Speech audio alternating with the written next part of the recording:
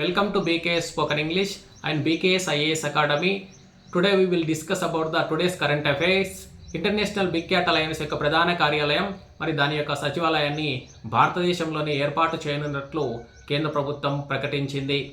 కార్యాలయ నిర్మాణం, మౌలిక వసతుల యొక్క కల్పన,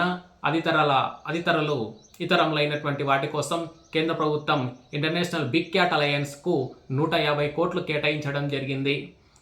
ప్రధాని మోదీ చొరవతో ఏర్పాటైనటువంటి ఇంటర్నేషనల్ బిగ్ క్యాట్ అలయన్స్లో 7 రకాలైనటువంటి వన్యమృగాలను రక్షించడం జరుగుతుంది. అవి పులులు, సింహాలు, చిరుతలు, మంచు చిరుతలు, చీతలు, జాగ్వార్లు, ప్యూమాలు.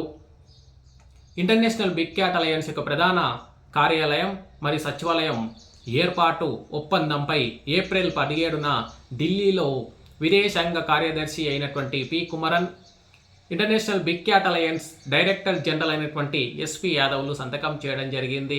ఇంటర్నేషనల్ బిగ్ క్యాట్ అలయన్స్ను 2023 ఏప్రిల్ 3న ప్రాజెక్టు టైగర్ యొక్క 50వ వసంతోత్సవంలో భాగంగా లేదా ప్రాజెక్టు టైగర్ యొక్క 50వ వార్షికోత్సవంలో భాగంగా మన దేశ ప్రధాని అయినటువంటి శ్రీ నరేంద్ర మోదీ గారు దీన్ని ప్రారంభించడం జరిగింది. Thank you very much. BKS spoken English classes April 25వ తేదీన సమ్మర్ క్యాంప్ నిర్వహించడం జరుగుతుంది. కాబట్టి if you are interested you can join in to BKS spoken English. You must speak in English within 45 days. Thank you very much.